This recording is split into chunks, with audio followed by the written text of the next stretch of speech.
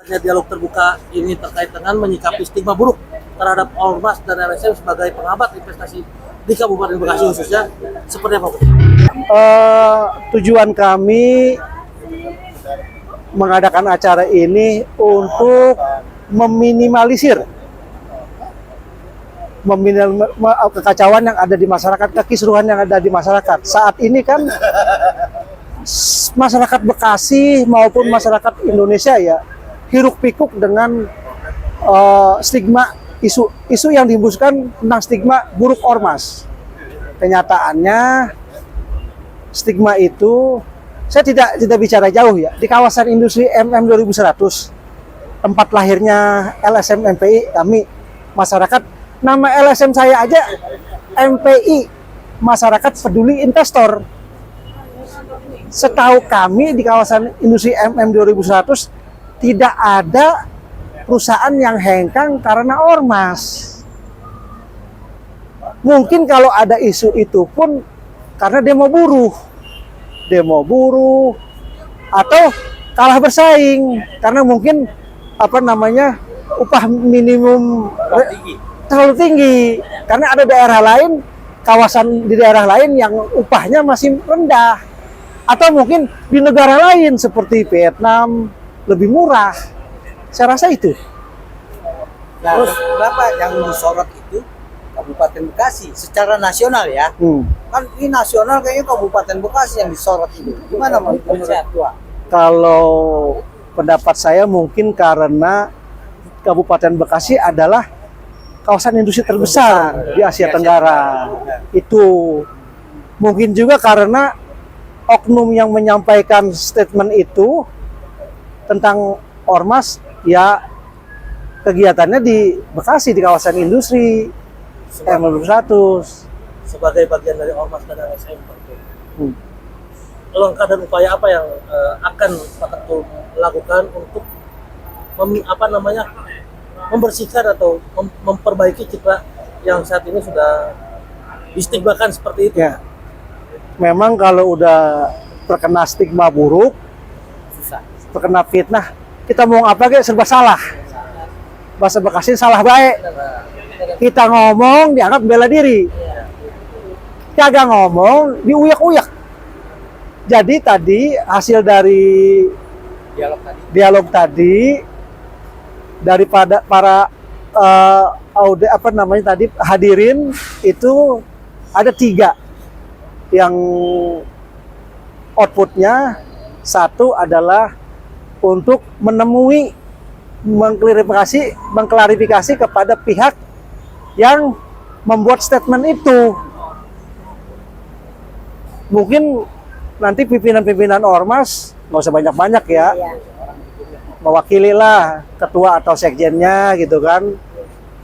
Beberapa ormas datang ke kantornya gitu kan untuk mengklarifikasi. Itu langkah pertama. Tadi kan ada 3. Langkah kedua, melakukan audiens dengan pemerintah daerah atau dengan dewan, dengan DPRD untuk menyampaikan apa yang menjadi permasalahan ini agar semua clean dan tidak ada lagi. Dan terakhir, kalau semua tidak bisa, ya dilakukan dengan pelaporan membuat laporan polisian lah.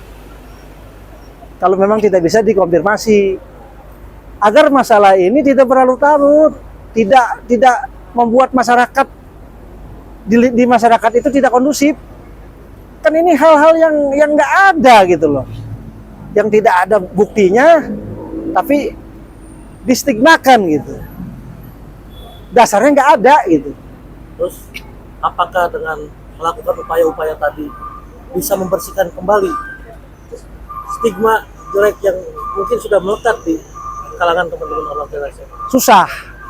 Setidaknya menjadi pelipur lara buat seluruh ormas yang ada di Kabupaten Bekasi dan khususnya dan seluruh Indonesia. Karena ormas itu bukan barang liar. Ormas itu kan ada undang-undangnya. Ada undang-undang ormas kan keberadaannya. Begitu. Kalau bicara soal hukum kan tentunya harus ada pertanggungjawaban. Harus ada pertanggungjawaban apabila seseorang sudah melakukan sesuatu. Iya. Nah, menurut Pak Ketum sendiri, Pak Ketum bisa dikatakan salah satu ahli hukum di Kabupaten Bekasi. Menurut Pak Ketum sendiri, hukum seperti apa untuk yang setimpal untuk mereka yang sudah memberikan stigma buruk terhadap ormas? Ya, hukum itu kan kita serahkan kepada aparat penegak hukum tentunya. Kan ada juga nanti ada pengadilan yang menimbang segala macamnya, kan begitu. Kalau masalah hukum saya tidak bisa intervensi. Jadi cuman bisanya ya hak masyarakat kan cuma melapor. Terakhir Pak Ketum. Siap. Yang ketiga itu apa? Terakhir ya, Yang ketiga tadi melaporkan, melaporkan membuat laporan. secara hukum. Iya. Terima kasih. Kalau tidak bisa dilakukan apa tadi yang dua tadi, kan yang ketiga terakhir. Siap. Mudah-mudahan tidak sampai. Pak Oke. Ketum, saya mungkin agak sedikit melebar ya.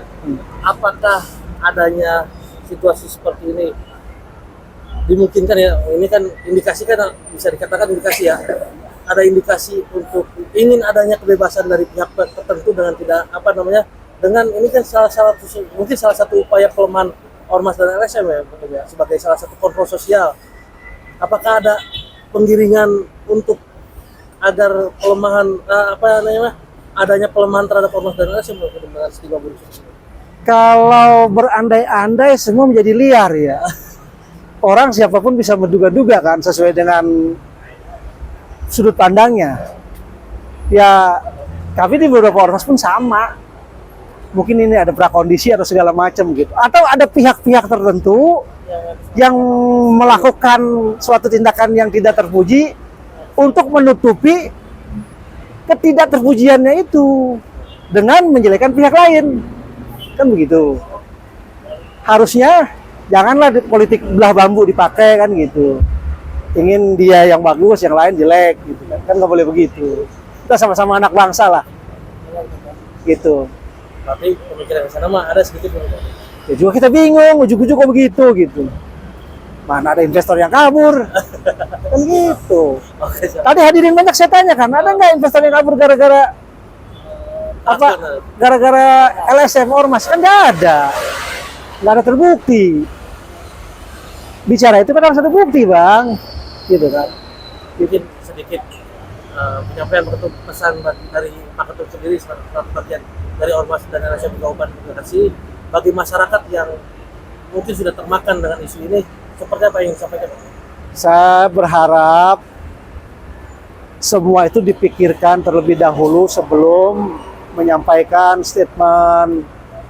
Saya berharap jangan menjelekkan pihak lain, meninggikan diri dengan menjelekkan pihak lain, kan gitu. Saya juga berharap masyarakat dapat menimbang, dapat melihat secara jernih. Kalau tidak ada ormas, apa jadinya negara ini? Karena aparat kita kan sangat terbatas. Pemerintah kita sangat terbatas. Ormas itu hadir sebagai kontrol sosial, sosial kontrol, kan begitu. Kalau tidak ada kontrol sosial, semena-mena, iya.